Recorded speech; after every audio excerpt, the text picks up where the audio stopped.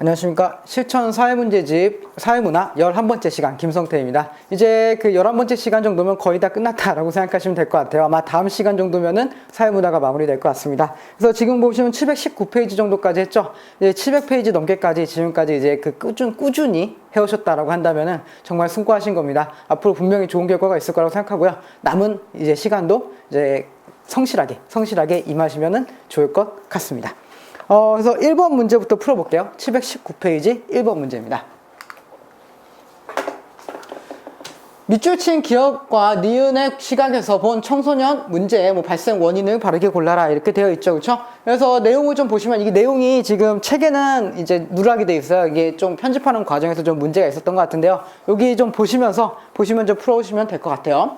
그래서 요즘 청소년 문제가 심각한데 이제 청소년 자녀를 둔 입장에서 그 원인에 대해서 어떻게 생각하는가 이렇게 물어보고 있죠. 그렇죠? 그래서 볼게요. 그래서 우선 친구가 문제가 크다고 생각한다 라고 하면서 나쁜 친구들과 어울리다 보면은 같아질 수밖에 없다라고 되어 있죠. 그렇죠? 나쁜 친구들과 어울리면은 같아진다. 그렇죠? 그래서 금묵자욱 이런 얘기 했었죠. 그렇죠? 뭡니까? 차별교제죠.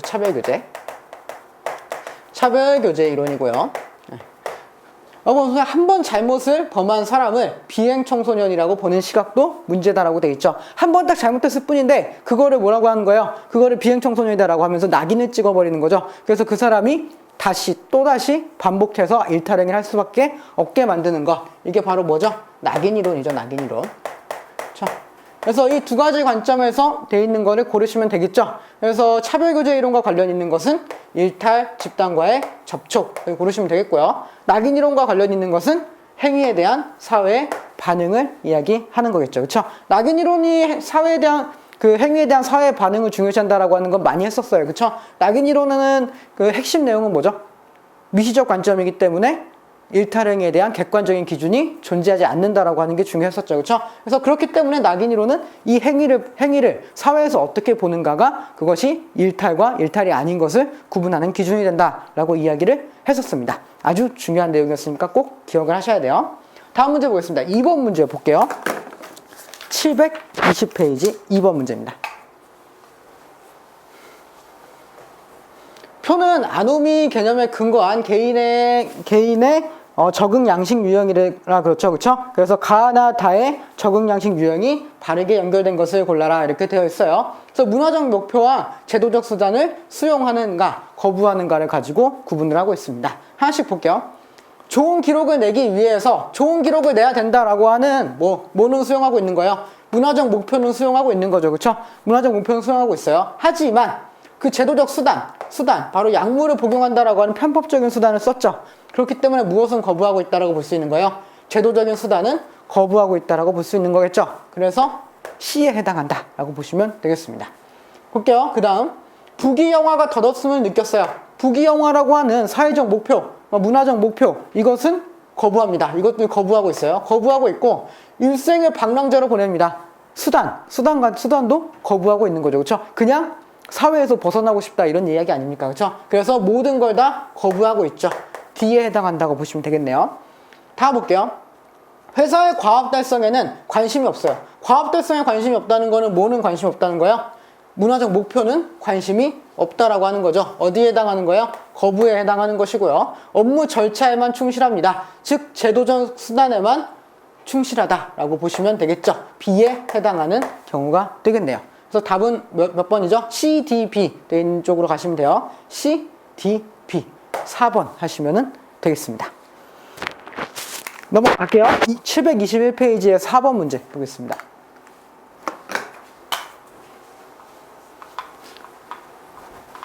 다음 신문기사에 대한 설명으로 가장 적절한 것을 골라라 이렇게 되어 있죠. 신문기사를 한번 볼게요. 초고속 통신망의 확산과 함께 저작권 침해의 사범이 2007년 25,271명에서 2008년에는 91,683명으로 급증했대요. 엄청 늘었네요. 거의 몇 배 늘은 거예요? 한 4배 가까이 늘었네요. 4배 가까이 늘었어요. 그래서 저작권 침해는 개인뿐만 아니라 공공기관에서도 심각하게 발생하고 있다라고 되어 있고요. 뉴스 저작권 침해 사례 조사 결과 공공기관 홈페이지에 2,776개 중 900개 홈페이지에서 뉴스 저작권을 무단 게재한 것으로 나타났다라고 되어 있네요. 그래서 저작권 침해 사례를 보여주고 있어요. 그래서 이는 뭐를 보여주고 있다는 거야? 저작권에 대한 사용자들의 인식 부재를 보여준다 라고 되어 있죠. 그쵸? 여기서 보시면 뭐예요? 저작권에 대한 사용자들의 인식 부재를 보여준다. 이게 중요한 거네요. 그쵸? 즉 초고속 통신망이 확산되니까 초고속 통신망이 확산됐더니 저작권에 대한 사용자들의 인식이 부재하게 되었고, 그러면서 저작권 침해 사례가 발생하는, 저작권 침해 범죄가 발생하기 시작했다. 굉장히 많이 크게 늘어나기 시작했다. 이렇게 보시면 되겠죠. 그래서 보시면은 이제 하지만 여기까지 그런 내용이고요. 하지만 저작권 교육은 교육이 제대로 이루어지지 않고요. 그죠? 그래서 뭐 각종 저작권 교육을 받은 사람과 강사 수를 비교한 결과 강사 한 사람이 1회 평균 몇 명을 대상으로요? 234명을 대상으로 강의한 것으로 집계됐습니다. 그렇죠? 234명을 대상으로 한 명이 강의를 했으니까 당연히 제대로 된 강의가 이루어지기는 어려웠겠죠. 그렇죠? 그래서 뭐 이는 현재 저작권 교육이 저작권의 실질적인 내용을 제대로 전달하지 못하고 있음을 의미한다라고 하고 있습니다. 그래서 이에 대한 개선책이 마련돼야 한다라고 되어 있네요. 그래서 길게 이야기했지만 핵심은 뭐예요? 인터넷의 발달, 그리고 뭐에 대한 인식의 부재요? 그 저작권에 대한 저작권 인식과 무엇의 부족? 인식의 부족과 교육의 부족이죠. 네, 교육의 부족. 이런 얘기네요. 그렇죠? 그래서 인터넷은 뭐라고 할 수 있는 거예요? 물질 문화라고 할 수 있고요. 네, 저작권 인식과 교육은 정신 문화라고 할 수 있죠. 그렇죠? 그래서 물질 문화는 발달했는데 정신 문화는 그에 따라가지 못하고 있는 현상을 고르시면 되겠네요. 뭐죠? 문화 지체 현상을 이야기하고 있습니다. 그래서 답은 몇 번이죠? 답은 4번이겠죠. 그렇죠? 저작권 침해를 정보사회에서의 문화 지체 현상으로 인식하고 있다라고 하는 내용이 정답이 되겠습니다. 답은 4번 하시면은 되겠네요. 문화 지체와 관련된 내용은 중요한 내용인데 솔직히 말하면 좀 쉽습니다. 좀 쉽기 때문에 선생님들이 조금 기피하는 경향은 있어요. 출제하기에. 하지만 주시는 문제로 한 문제 정도는 나올 수 있죠. 그래서 넘어가겠습니다. 723페이지에 7번 문제 한번 볼게요. 갑의 관점에서 볼 때 밑줄친 갈등 요인에 해당하는 옳은 내용만을 보기에서 있는 대로 고른 것은 이렇게 되어 있죠. 볼게요. 갑은 다문화 사회 갈등이라는 주제로 논문을 쓰고 있대요. 몇 년 전 공공국에서 인종 갈등으로 일어난 소요 사태를 보고 다문화 사회로 진입하는 우리 사회도 앞으로 발생할 가능성이 있는 인종 갈등에 대비하여야 함을 느꼈기 때문이라고 합니다. 당연히 우리나라에서도 일어날 수 있는 일이니까요. 그래서 이에 같은 사회가 기본적으로 생물학적 유기체, 사회가 기본적으로 생물학적 유기체와 유사하다는 관점이라고 되어 있죠. 그렇죠? 생물학적 유기체와 유사하다는 관점. 뭐죠? 기능론이죠. 기능론. 생물학적 유기체와 같아서 팔 없으면 불편하고 다리 없으면 불편하고 머리 없으면 살 수 없듯이 모든 신체 기관은 서로 유기적인 관계에 있다. 생명체와 같다라고 하는 거죠. 그렇죠? 이것도 뭐가 똑같다? 이것이 사회와 똑같고 사회도 각각의 기능을 하고 있고 그 기능 중 하나가 망가지게 되면은 제대로 작동하지 않는다. 이런 내용 아닙니까? 그렇죠? 그래서 이거는 기능론에 대한 이야기구나 라고 보시면 될 것 같아요. 그래서 기능론과 관련된 내용을 고르시면 되겠죠. 이주민의 재사회화를 위한 교육체계, 교육체계를 마련하면 된다라고 하는 거니까 기능론에 해당하는 내용이 되겠고요. 이주민은 노동시장에서 상대적 차별과 억압을 받고 있다. 차별과 억압을 강조하는 입장은 갈등론에 대한 이야기고요. 네, 갈등론에 대한 이야기고요. 타문화 체험행사 등 이주민의 문화교류를 활성화하지 못하였다. 그래서 문화교류를 활성화하는 그 제도나 방법만 제대로 되어 있으면은 이 사람들과의 문화교류를 하면서 충분히 뭘 할 수 있다.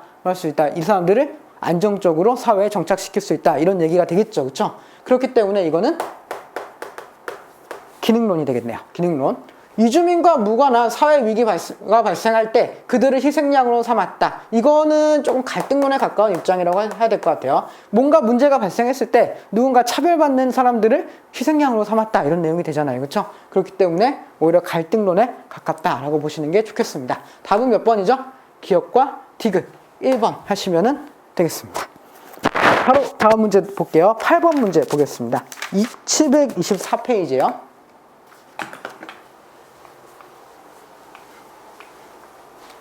그림의 나는 나 사례와 관련된 일탈행동 이론인데요. 그래서 이에 대한 설명으로 옳은 것만을 보기에서 모두 골라라 이렇게 되어 있죠. 그래서 무슨 일탈이론인가 하나씩 보면 되겠네요. 사례는 첫 번째, A는 출소 후에도 전과자랑 꼬리표를 달고 사회의 냉대와 무관심 속에 사회에 적응하지 못하고 다시 범죄를 저질렀다 이런 얘기죠. 그렇죠? 출소한 다음에 그 사람한테 뭐가 찍힌 거예요? 낙인이 찍힌 거죠. 그렇죠? 너는 범죄자야 라고 하는 낙인이 찍혔고 그것 때문에 사회에 적응하지 못했다는 내용이 돼 있죠. 이건 뭐죠? 낙인이론이죠. 낙인이론입니다. 네. 낙인이론이고요. 그 다음 볼게요. 기말고사를 앞둔 대학생 B는 교수의 컴퓨터를 해킹해서 시험 문제를 빼돌리다가 적발됐습니다. 이런 내용이네요. 그렇죠? 기말고사를 앞둔 대학생은 그 점수는 잘 받아야 돼요. 그렇죠? 그래서 문화적 목표가 있습니다. 점수를 잘 받아야 된다는 문화적 목표가 있는데 그거에 대한 수단이 제대로 정립되어 있지 않은 거죠. 그렇죠? 그래서 뭘 한 거예요? 컴퓨터를 해킹한 거죠. 교수의 컴퓨터를 해킹해서 부정행위를 한 거죠. 그렇죠? 뭐죠? 아노미죠. 아노미. 네. 목표와 수단 간의 괴리를 이야기하고 있잖아요. 그렇죠? 목표와 수단 간의 괴리를 이야기하는 아노미. 누구의 아노미죠? 머튼의 아노미입니다. 이렇게 하시면은 조금 더 정확하겠네요. 하나씩 보겠습니다. 가는 일탈행동의 상대성을 강조한다. 맞아요. 낙인이론은 일탈행위의 상대성을 강조합니다. 어떤 거죠? 누군가에겐 그것이 일탈이었지만 누군가에겐 그것이 일탈이 아니다라고 하는 거죠. 그렇죠? 사회에서 규정하는 바에 따라서 일탈행위가 결정된다라고 하는 내용이니까 상대성을 강조하는 거 맞습니다. 맞고요. 가는 일탈의 원인을 일탈행위자의 개인적인 특성에서 찾는다. 아닙니다. 이건 아니에요. 낙인이론 같은 경우는 미시적 관점은 맞습니다. 미시적 관점은 맞는데 일탈행위자의 개인적인 특성이 아니라 그 사람이 그런 특성을 가지고 있어서 했을 뿐이야 라고 하는 것이 아니라 그 사람의 행동을 누가 보는 관점이야? 사회가 보는 관점이란 말이에요. 그렇죠? 그렇기 때문에 단순히 그냥 개인적인 특성에 있다라고 보는 거는 아니죠. 그렇죠? 아닙니다. 오히려 뭐 이거는 뭐 그 유전자가 가지고 있어 뭐 이런 내용이 오히려 가깝겠죠. 그렇죠? 그래서 낙인이론에 해당하는 내용은 아니다라고 보셔야 되고요. 나는 문화적 목표와 제도적 수단 간의 괴리로 인해서 일탈이 발생한다고 본다. 내용이 너무 명확하네요. 그렇죠? 머튼의 아노미 이론입니다. 가는 거시적 관점, 나는 미시적 관점이다. 아니죠. 반대입니다. 가가 미시적 관점, 나가 거시적 관점이 되겠죠. 답은 몇 번입니까? 기억, 디귿. 2번 하시면 되겠네요. 넘어가겠습니다. 9번 문제 볼게요.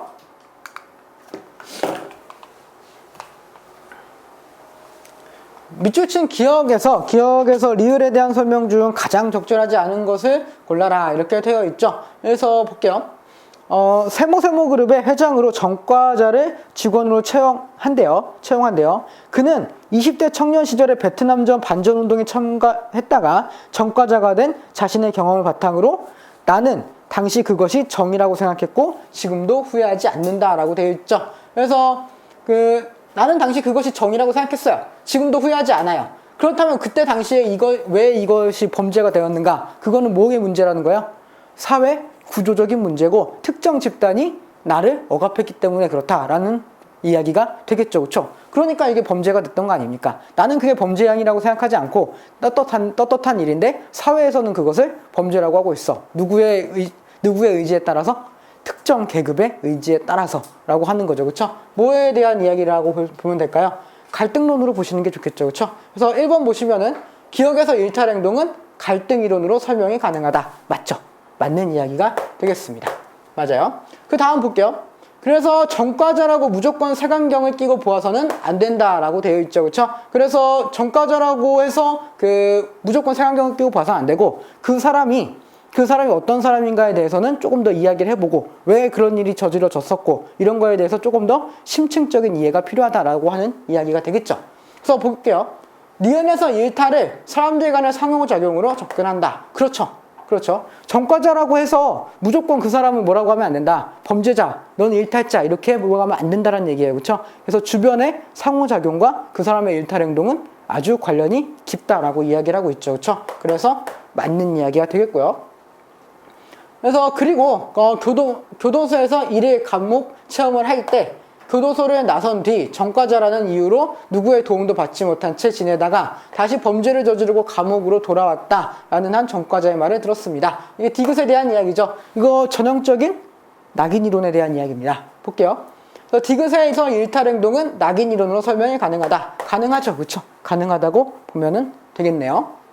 그래서 그 후에 전과자가 부정적인 자아보다는 긍정적 자아를 형성하도록 일자리를 주게 되었다고 한다라고 되어 있습니다. 그래서 리을에서 일탈을 사회 구조적인 요인으로 접근한다. 아니죠. 일단 전체적으로 봤을 때 이거는 어떤 이론이에요? 네, 낙인 이론에 대한 이야기잖아요. 그렇죠? 낙인 이론은 미시적인 관점이기 때문에 사회 구조적인 요인으로 보지는 않죠. 사회 구조적인 요인으로 보는 것은 거시적 입장, 기능 혹은 갈등론에 해당하는 내용이 되겠습니다. 그래서 답은 4번 하시면 되겠네요. 바로 밑에 문제 보겠습니다. 10번 문제 볼게요.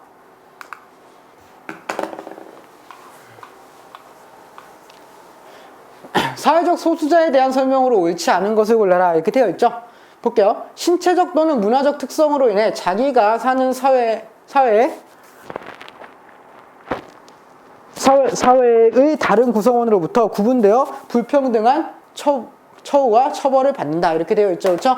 맞는 얘기죠. 사회적 소수자는 이런 사람들입니다. 사회에서 부당하게 차별을 받는 사람들, 그런 사람들을 사회적 소수자 이렇게 얘기할 수 있고요. 정치, 경제, 사회적 권력에서 열세에 있거나 지원 등에 뒤처진다. 맞는 이야기죠. 그렇죠? 그러니까 사회적 소수자 아닙니까? 네.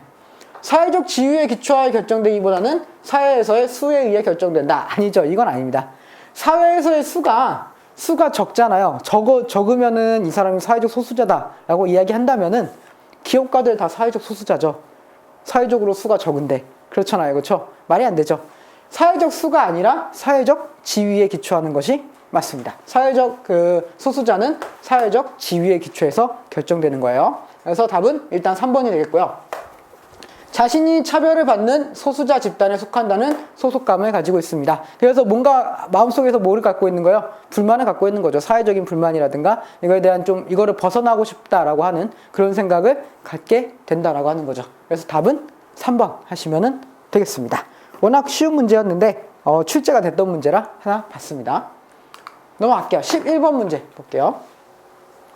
요거 딱 보시고 나서 포기하시는 분들 되게 많으셨을 것 같아요. 이 문제 이렇게 자료 분석 문제를 여러분들이 가장 힘들어 하시고 이렇게 그래프랑 글이 같이 나오고 좀 복잡하잖아요. 이러면 다들 많이들 포기하시더라고요. 그냥 버리고 가시고 그러지 맙시다. 이제부터는 좀 그러지 마시고 하나하나 차근차근 분석하시면은요 다 푸실 수 있는 문제예요. 오히려 이런 문제들이 더 답은 명확하다라고 분명히 이야기를 했었어요. 보겠습니다. 다음 그림을 근거로 판단할 때 옳은 분석을 골라라 이렇게 되어 있죠. 그래서 그림 1은 소득 5분위 배율 추이래요. 그래서 소득 5분위 배율이 뭔지 몰라 라고 하시면은 이 밑에 써 있잖아요. 그쵸? 소득 5분위 배율이 뭔가라고 써 있어요. 5분위에 있는 상위 20%. 상위 20%에 뭐요? 소득. 네. 소득을 뭘로 나눈 거예요? 하위 20%의 소득으로 나눈 거겠죠. 그쵸? 네. 상식적으로 생각하면 1보다 큰 값이 나올 거고요. 1보다 큰 값이 나올 거고요. 상위 소득이 높으면 높을수록 수치가 커지겠죠. 그렇다면은 이 수치가 크면 클수록 어떻다? 크면 클수록 불평등한 분배가 이루어지고 있고 불평등 혹은 이제 그 분배가 집중되어 있다. 특정 계급에 집중되어 있다. 이렇게 보시면 되겠고요. 낮으면 낮을수록 평등한 분배가 이루어지고 있다. 이렇게 보실 수 있겠죠. 볼게요. 그림 2는 상대적 빈곤율 추이입니다. 상대적 빈곤율이 뭔지도 잘 모르겠다 라고 하시면 밑에 보시면 돼요. 써있잖아요 다. 상대적 빈곤율은 중위소득 절반에 미치지 못하는 소득자들의 전체 인구에 차지하는 비율을 이야기합니다. 여기서 말하는 그럼 또 중위소득은 뭐냐? 밑에 써있어요. 중위소득은 소득의 순서에 따라서 이제 그 일렬로 세웠을 때 그 중에 가운데 위치하는 사람의 그 소득 이렇게 이야기하고 있죠. 그래서 예를 들면 이런 거예요. 1번부터 9번의 사람이 있습니다. 아니 5번으로 할게요. 5번까지만 할게요. 1, 3, 4, 5번의 사람이 있어요. 5명만 살고 있는 사회입니다. 5명이 살고 있는 사회인데 1번이 가장 잘 벌고요. 5번이 가장 못 번다고 했을 때 그 순서대로 했을 때 몇 번이 가장 가운데 있어요? 3번이죠. 그쵸? 그래서 3번의 소득을 이야기하는 거예요. 3번의 소득의 절반에 못 미치면은 그 사람이 중위소득 이하. 그쵸? 중위소득 이하. 이렇게 이야기하는 거죠. 그쵸? 그래서 요 사람의 소득이 중위소득이고 이 사람 소득의 절반에 못 버는 사람들을 뭐라고 하는 거예요? 상대적 빈곤자. 상대적 빈곤율. 이렇게 이야기하는 거죠. 근데 여기서 오해하시는 게 중위소득이잖아요. 중위소득. 중위소득의 절반에 못 미친다라고 했잖아요. 이거는 평균소득과는 관련이 없어요. 평균소득과는 관련이 없고 그 가운데 있는 사람의 소득을 이야기하는 거예요. 즉 이런 겁니다. 1번 사람들이 한 1억을 번다고 하고 2번 사람이 한 2천을 벌어요. 2천을 벌고 3번 사람은 1,000만 원을 벌고 1,000만 원을 벌고 4번 사람은 뭐 200만 원 법니다. 그리고 5번 사람은 100만 원 벌어요. 이렇게 한다고 해봐요. 그쵸? 그러면은 3번이 중위소득이잖아요. 3번이 중위소득이고 중위소득의 절반에 못 미치는 사람 해서 500만 원보다 못 버는 사람 해서 4번과 5번을 고르는 것이지 이거 평균 내보세요. 평균 내보면 1,000만 원 나옵니까? 절대 안 나옵니다. 계산해보세요. 제가 계산 안 해도 이거 1,000만 원이 안 나와요. 그렇잖아요. 그렇기 때문에 이 1,000만 원이 평균 소득이라고 볼 수는 없죠. 그렇죠? 그렇기 때문에 중위소득은 뭐는 아니다. 평균소득은 아니다라고 하는 거죠. 그렇죠? 그래서 이것만 알고 가시면 돼요. 그래서 중위소득의 절반에 미치지 못하는 사람의 바로 상대적 빈곤율, 이 표에 나와 있는 사람들이고 이 중에서 중위소득은 평균소득과는 다르다라고 하는 거죠. 그렇죠? 그것만 아시면 됩니다. 하나씩 볼게요. 1번 보겠습니다. 2010년에 상위 20%의 소득은 전년 대비 감소하였다. 상위 20%의 소득 어떻게 구할까요? 못 구합니다. 못 구해요. 이거 어떻게 구해요? 상위 20%의 소득이 얼마였는지 우리는 알 수가 없어요. 알 수가 없어요. 다만 뭐만 알 수 있는 거예요? 5분위 배율만 알 수 있는 거예요. 상위 20%와 하위 20%의 소득을 비교한 비율만 알 수 있는 거지 상위 20%가 진짜로 얼마를 버는가는 우리가 알 수 없다라고 하는 거죠. 그렇죠? 그래서 1번은 알 수 없다라고 하시는 게 맞고요. 2번 2003년에서 2008년이요. 2003년에서 2008년 동안 소득 분배가 개선되는 추세를 보였다. 점점 보시면은 소득 5분위 배율이 점점 올라가고 있죠. 그렇죠? 소득 5분위 배율이 올라가면 올라갈수록 불평등하다라고 이야기했잖아요. 그렇죠? 그렇기 때문에 분배는 안 좋아지고 있다. 개선되고 있지 않다라고 보시는 게 좋겠죠. 그렇죠? 그래서 2번도 아니고요. 2009년이 언제죠? 2009년 여기하고 여기가 되겠네요. 둘 중에 2009년 중위소득이 300만 원이었다면 중위소득과 관련된 내용이 나왔으니까 그림 2번을 말하라는 얘기가 되겠네요. 중위소득 300만 원이었다면은 150만 원 미만의 소득을 가진 인구 이거 잘 생각하세요. 그 중위소득이 300만 원입니다. 중위소득이 300만 원이에요. 네. 그럼 중위소득이 300만 원이고 중위소득의 절반인 150만 원은 중위소득의 절반이죠. 그렇죠? 그래서 이거 해석하시면 뭐 어떤 거예요? 중위소득의 절반에 못 미치는 사람들의 비율이잖아요. 그쵸? 중위소득의 절반에 못 미치는 사람들에 대한 비율. 그쵸? 뭐에 대한 이야기예요? 상대적 빈곤율이죠. 상대적 빈곤율. 그쵸? 그래서 상대적 빈곤율이란 얘기예요. 여기까지가 소득을 가진 인구가. 그래서 상대적 빈곤율은 전체 인구의 15%를 넘는다. 2009년의 상대적 빈곤율은 15.3%니까 넘고 있네요. 그쵸? 넘고 있네요. 답은 3번입니다. 3번이 정답이고요. 이렇게 푸시면 돼요. 어렵지 않죠. 그죠? 속으로 너나 쉽지 그러지 마시고요. 그죠? 다 쉽습니다. 다 같이 쉬운 거예요. 다 같이 쉬운 거. 2010년에 4번 2010년에 개인 평균소득은 알 수 없다라고 했죠. 그쵸? 아까 이미 알 수 없다라고 이야기를 했습니다. 그렇기 때문에 이미 틀렸네요. 4번도 틀렸으니까 답은 명확하게 3번이 되겠네요.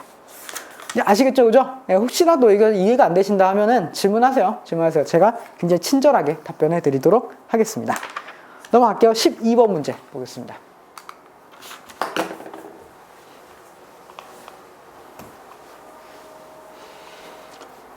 다음 사례에서 비행을 바라보는 갑을 병의 이론적 관점에 대한 설명으로 가장 적절한 것을 골라라 이렇게 되어 있죠.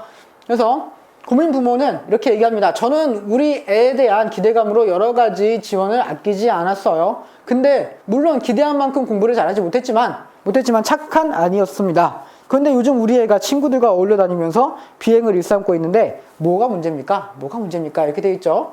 하나씩 보겠습니다. 갑은 뭐라고 얘기하고 있냐? 나쁜 친구를 사귀면서 부정적인 영향을 받아서 그래요. 나쁜 친구들이 문제입니다. 라고 하는 거예요. 뭐죠? 차별교제죠. 차별교제 이론이고요. 을은 나쁜 친구와 한두 번 어울린다고 해서 문제아가 되는 것은 아니야. 오히려 자녀를 문제아로 보니까 자녀의 행동이 그렇게 보이는 거다라고 하는 거예요. 그쵸? 이거는 뭐죠? 낙인 이론이죠, 낙인. 그쵸? 네가 그렇게 보기 때문에 그게 비행이야. 이렇게 이야기하는 거예요. 병은 뭐라고 하고 있죠? 사회나 부모의 기대가 너무 높아요. 너무 높은데 정상적인 방법으로는 그것을 충족시키지 못해요.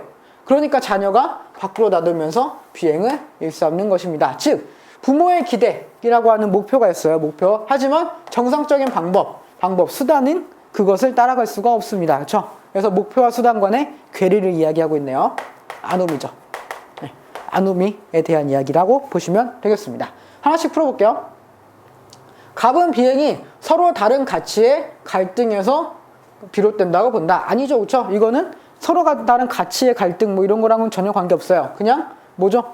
친한 친구들이 문제하기 때문에 문제가 된다라는 얘기예요. 그렇죠? 그렇기 때문에 아니고요. 을은 사회 변화에 따른 전통적인 규범의 해체가 비행의 원인이라고 본다. 이거는 아노미에 대한 이론인데 을은 낙인 이론으로 보고 있죠. 아니고요. 병은 비행 자체보다는 그에 대한 사회적 평가를 문제 삼고 있다. 사회적 평가를 문제 삼고 있는 거는 낙인 이론으로 을에 대한 이야기입니다. 아니고요. 갑과 을은 비행 친구와의 접촉을 통한 학습이 비행의 원인이라고 본다. 갑은 맞아요. 하지만 뭐는 아니죠? 낙인 이론. 을은 아니죠. 을은 아니에요. 을 같은 경우는 그 접촉만으로 뭐가 될 수는 없다. 접촉만으로 비행 청소년이 될 수는 없다. 일탈행위자가 되지는 않는다라는 얘기를 하고 있으니까요. 보겠습니다. 마지막. 갑과 병은 비행을 규정하는 사회적 규범이 존재하는 것으로 본다. 이것은 맞습니다. 이건 맞아요. 일단 아노미는 명확하죠. 아노미는 기능론이기 때문에 이 일탈행위에 대한 객관적인 기준이 존재한다라고 볼 수 있어요. 그럼 차별규제 이론은 뭐냐? 차별규제 이론 제가 분명히 이야기했습니다. 뭐에도 해당한다? 기능론에도 해당되고 어디에도 해당된다? 상징적 상호작용, 그 미시적 관점에도 해당된다. 양쪽에 모두 다 해당되기 때문에 차별규제 이론은 어디에도 들어갈 수 있다. 거시적 관점에도 들어갈 수 있다. 여기서 물어보고 있는 거는 거시적 관점에 대한 이야기니까 맞는 이야기가 될 수 있겠죠. 그래서 5번이 정답이 되겠습니다. 그래서 조금 이렇게 명확하게 아실 필요가 있어요. 어떤 내용에 대한 이제 개념 같은 걸 조금 명확하게 하고 가셔야 사회문화는 실수하지 않으실 수 있습니다. 그러기 위해서 뭘 많이 보셔야 되죠? 사례를 많이 보셔야 돼요. 사례를 많이 보고 연습하시다 보면은 자연스럽게 알 수 있게 돼요. 넘어가겠습니다. 13번 볼게요.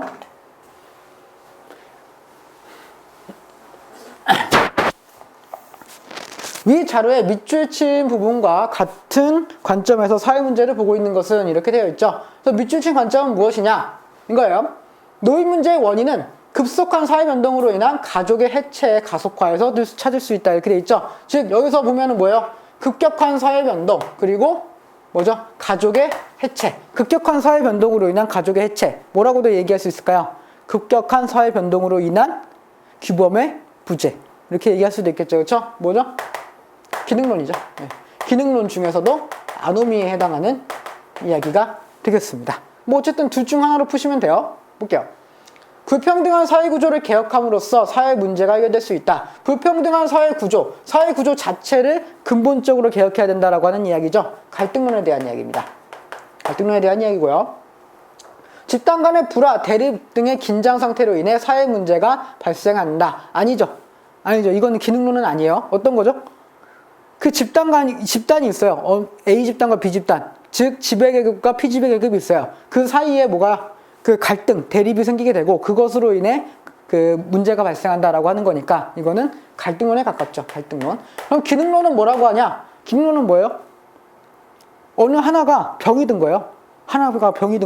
어느 부분이 기능을 제대로 하지 못하기 때문에 발생하는 거다라고 하는 게 기능론이고요. 갈등론은 그 자체로서 문제다라고 하는 거고요. 그죠? 그렇기 때문에 2번도 갈등론에 대한 내용이고요. 사회 문제라고 의미가 부여된 행위를 할 때 사회 문제가 발생한다. 이거는 낙인 이론이죠. 그렇죠? 낙인 이론이니까 미시적 관점이 되겠네요. 미시적 관점이 되겠고요. 주도적인 집단의 사람들이 자신들의 관점에서 사회 문제를 규정합니다. 특정 계급이 사회 문제를 규정한다. 갈등이죠. 갈등론에 대한 이야기고요. 사회제도제 간의 보완적 체계를 확립함으로써 사회 문제가 해결될 수 있다. 그렇죠? 사회제도, 이것 등과 상호 보완 이런 것을 통해서 사회를 안정적으로 유지해 나갈 수 있다라고 하는 겁니다. 이것이 기능론에 대한 이야기고 정답이 될 수 있겠네요. 답은 5번입니다. 어렵지 않죠? 그죠? 어렵지 않은 문제들이에요. 네, 14번 볼게요.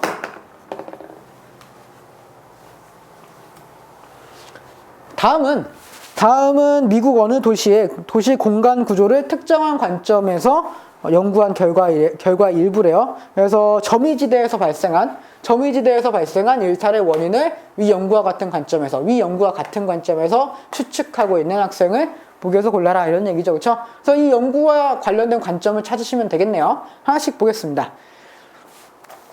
종의 기원 이래로 유기체의 구조와 변화를 환경에 대한 적응 과정으로 연구해온 생태학은 도시의 공간 구조와 인간 행위를 이해하는 데 활용할 수 있대요. 즉 종의 기원이라고 하는 그 생태학과 관련된 내용을 어디에 적용할 수 있다? 사회에 적용할 수 있다. 그 인간 행위를 이해하는 데 활용할 수 있다라는 얘기죠. 그렇죠? 그래서 여기만 사실 보셔도 여기까지만 보셔도 기능론이라고 하셔야 돼요. 왜 그렇죠? 생태학적 유기체를 어디에 적용하고 있는 거예요?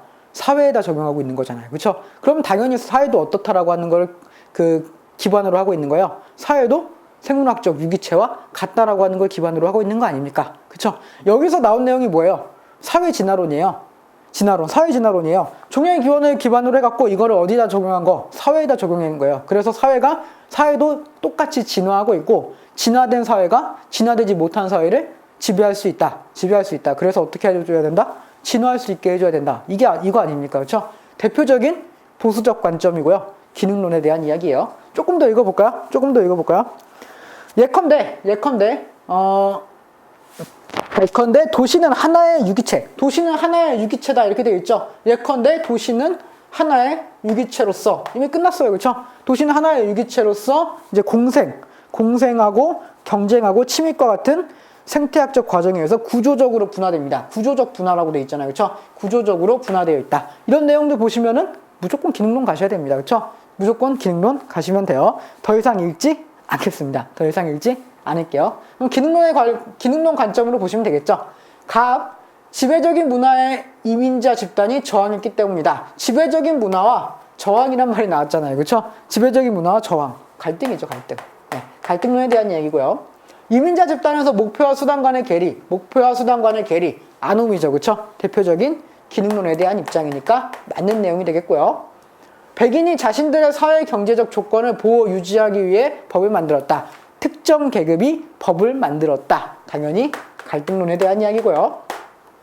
이민자 집단의 상이한 가치와 규범이 갈등을 일으켜 공동체의 유대가 약화되었다. 즉 어떻게 하면 된다? 공동체의 유대를 강화시키면 된다. 이런 내용이 되겠죠. 당연히 기능론에 대한 이야기입니다. 답은 을과 정 2번이 되겠네요.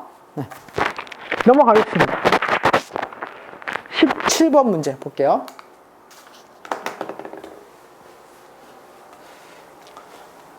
다음은 사회 현상과 사회 문제를 보는 하나의 관점이래요. 이 관점에 부합하는 것은 이렇게 되어 있죠. 볼게요. 사회 체계는 스스로 생존하는 데 필요한 기본적인 기능을 수행한다. 사회 문제의 원인은 사회와의 실패, 규범의 사회 통제 실패 때문이다. 그래서 규범과 사회화를 제대로 해내면 된다. 이런 이야기죠. 그렇죠? 기능론이네요. 기능론이 계속 나오고 있죠. 그렇죠? 근데 기능론을 물어보는 문제도 그 갈등론과 함께 나오기 때문에 뭐 어차피 둘 다 물어보는 문제라고 생각하시면 됩니다. 볼게요. 사회의 구조적인 개혁이 필요하다. 지금 구조로서는 문제가 있다. 구조 자체를 개혁해야 된다라는 얘기죠. 갈등론에 대한 이야기네요. 갈등론이고요. 낙인과 규칙의 내용을 완화시킴으로써 사회 문제를 해결할 수 있다. 낙인과 규칙의 내용을 완화시킨다라고 하는 거, 낙인 이론과 관련된 내용이겠죠. 미시적 관점입니다. 미시적 관점이고요. 희소 가치가 불평등하게 배분되는 사회 구조가 문제야. 불평등한 지금 사회 구조가 문제야. 라고 하는 거죠. 갈등론에 대한 얘기가 되겠고요. 사회 문제는 사회의 안정과 질서를 방해하고 원활한 작동을 위협한다. 그래서 어떻게 해야 된다? 고쳐야 된다. 이런 얘기죠. 기능론에 대한 이야기입니다. 기능론. 그래서 답은 일단 4번이 되겠고요. 인간의 상호작용 속에서 주고받는 의미에 따라서 사회 문제가 결정된다. 이거는 상징적 상호작용론으로 미시적 관점에 해당하는 거죠. 그렇죠? 그래서 답은 몇 번입니까? 답은 4번 하시면 되겠네요. 넘어가겠습니다. 20번 문제 보겠습니다. 730페이지 20번 문제예요. 밑줄친 기억에서 리을의 매체의 일반적인 특성에 대한 설명으로 옳지 않은 것은 이렇게 되어 있네요. 그 정보와 사회에 관련된 문제가 아닐까라는 생각이 좀 드네요. 갑은 대학생이 되면서 우편으로 배달되는 영상 관련 잡지네요. 기억은 잡지입니다. 잡지가 나와 있고요. 정기적으로 구독하고 있고 친구들과 영화에 대해서 토론하곤 했어요. 대학 졸업 후에는 영화 관련 인터넷 카페에 가입해서 활동을 하고 있었고요. 그는 대학생 시절에 공중파 TV나 TV나 극장에서 한 달에 영화를 한 두세 편 봤는데 요즘에는 하루에도 여러 편을 보고 블로그에 후기를 올리기도 한다. 이렇게 되어 있죠. 그렇죠? 네 가지가 나와 있네요. 잡지, 인터넷 카페, 공중파 TV, 그리고 블로그 이렇게 나와 있습니다. 볼게요. 1번 디귿은 대중의 행동을 획일화하는 문제를 낳기도 한다. 디귿은 공중파 TV죠. 공중파 TV는 일방적 소통을 하기 때문에 대중을 획일화할 수 있게 되죠. 그렇죠? 대표적인 게 뭐예요?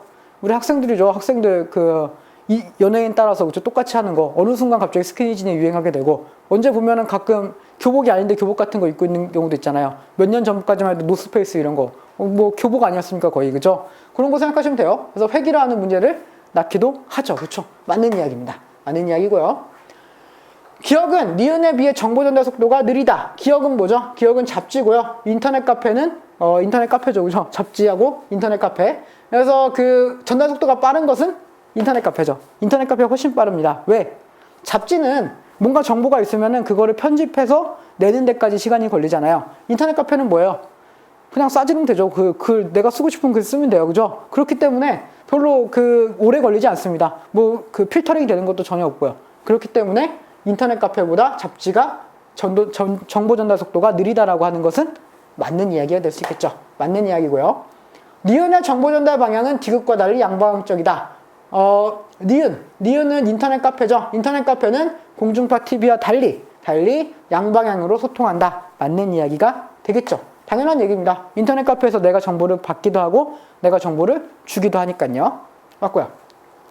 정보 수용자의 정보 생산 참여 가능성은 디귿이 리을보다 높다. 디귿 공중파 TV가 리을보다 정보 수용자 그러니까 즉 보는 사람이죠. TV를 보는 사람 혹은 블로그를 보는 사람 어쨌든 그런 사람들이 정보 생산 참여 가능성은 블로그가 훨씬 높죠. 내가 블로그를 보고 그거에 대한 이야기를 내가 또 써서 낼 수 있잖아요. 그렇죠? 그렇기 때문에 블로그는 가능하지만 공중파 TV는 내가 이걸 보고 공중파로 내 이야기를 또 쓸 수는 없죠. 그렇죠? 그렇잖아요. 그래서 공중파 TV는 일방향, 블로그는 양방향 소통이 가능하기 때문에 블로그가 가능성이 더 크다라고 보시는 게 맞겠습니다. 그래서 4번이 정답이 되겠고요. 니은에서는 기억 디귿에 비해 정보 생산의 익명성이 사회 문제가 되기 쉽다. 인터넷 카페에서는 익명성이 문제가 될 수 있죠. 잡지나 공중파 TV에 비해서요. 그렇기 때문에 맞는 내용이 되겠습니다. 답은 4번 하시면 되겠네요. 넘어가겠습니다. 21번 문제 볼게요.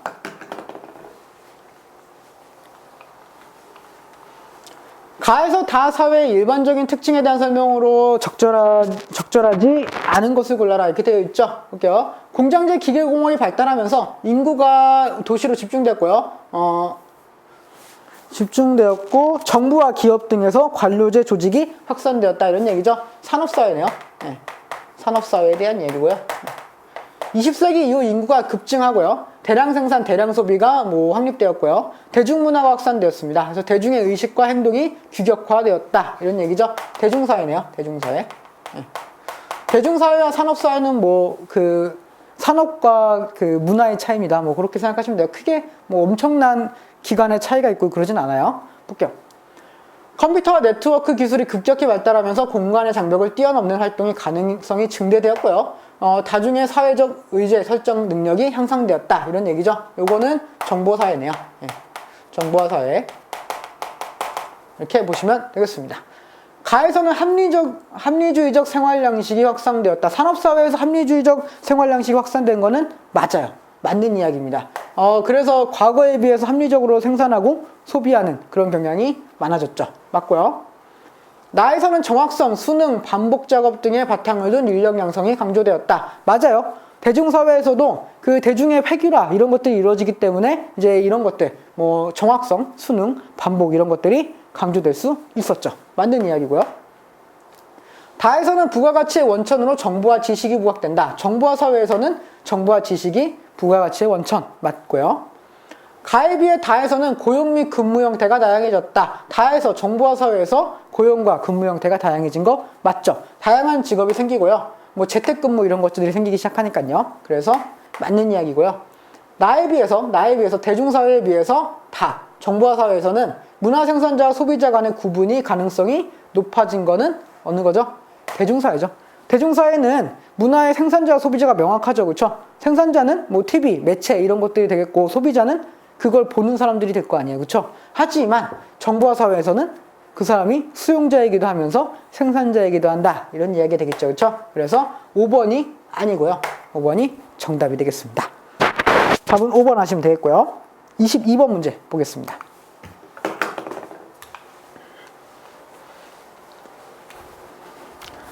그림은 각국의 도시화율과 산업구조의 변화를 나타낸 것이래요. 이에 대한 분석으로 옳은 것을 골라라 이렇게 돼 있죠. 그래서 도시화율이 이거고요. 그리고 이것이 생산 비중을 이야기하고 있죠. 그렇죠? 그래서 1차 산업부터 2차, 3차 산업까지 되어 있어요.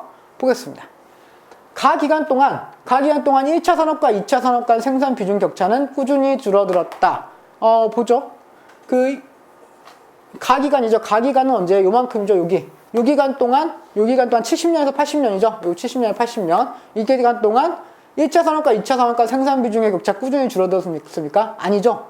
이때까지 줄어들다가 이때부터는 다시 늘어나기 시작했잖아요. 그렇죠? 그래서 아니고요.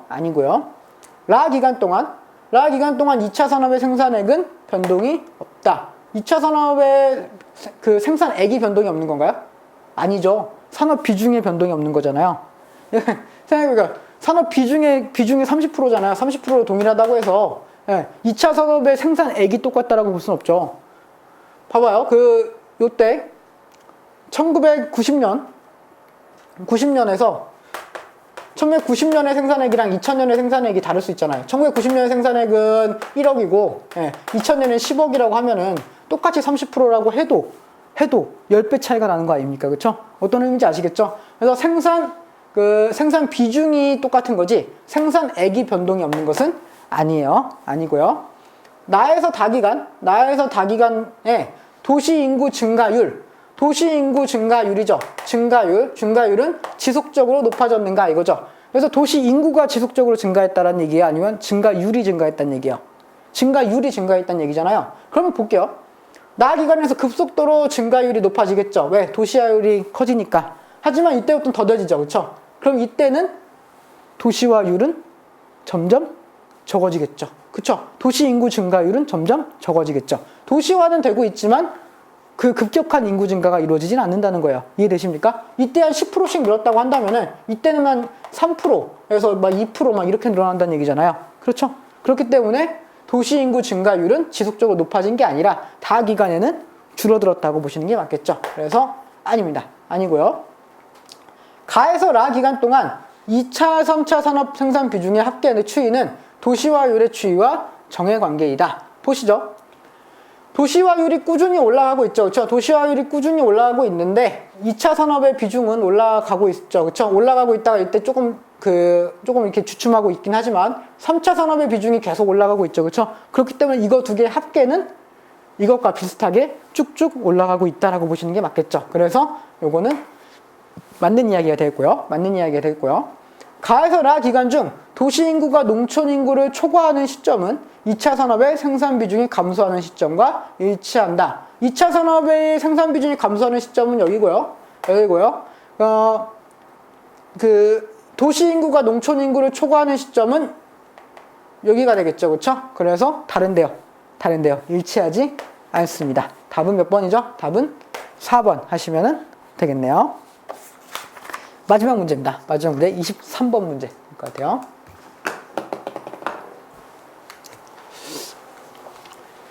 (23번) 문제 이거 내용을 보시면은 나를 근거로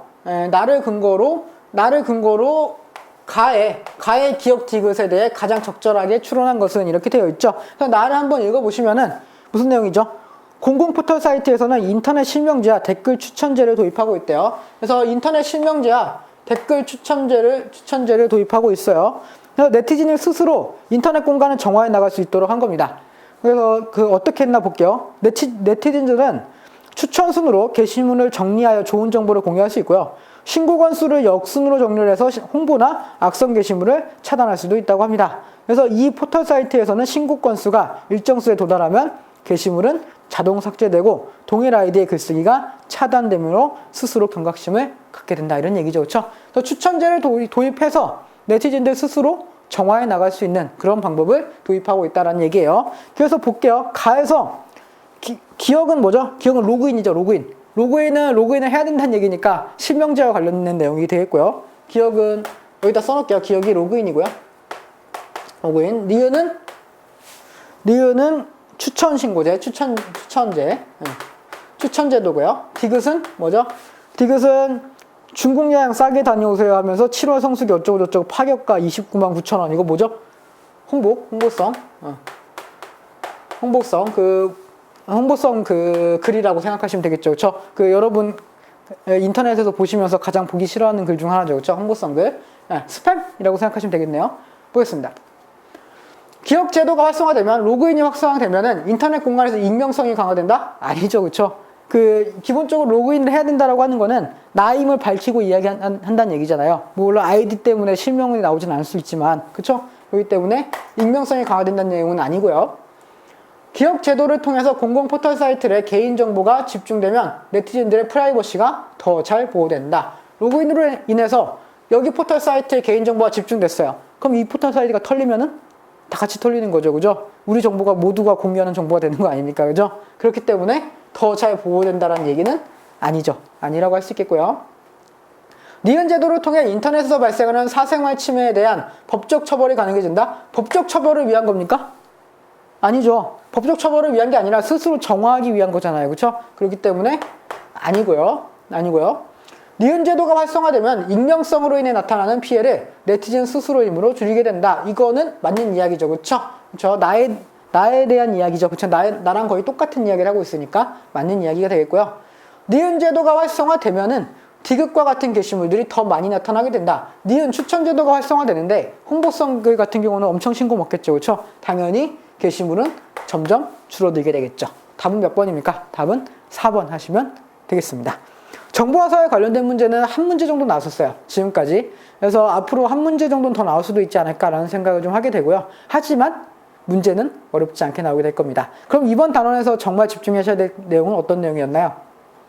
낙인 쪽이죠. 낙인이 아니라 일탈행위 쪽이죠. 그렇죠? 일탈행위와 관련된 이론은 정말 집중하셔야 됩니다. 정말 딸딸 외우셔야 돼요. 반드시 시험에 나올 거고요. 올해도 굉장히 많이 출제됐습니다. 내년에도 많이 출제될 거예요. 그렇기 때문에 그 일탈행동과 관련된 내용부터 집중하시고 공부하시고 그리고 나서 정보화와 관련된 내용을 조금 읽어보시면 될 것 같습니다.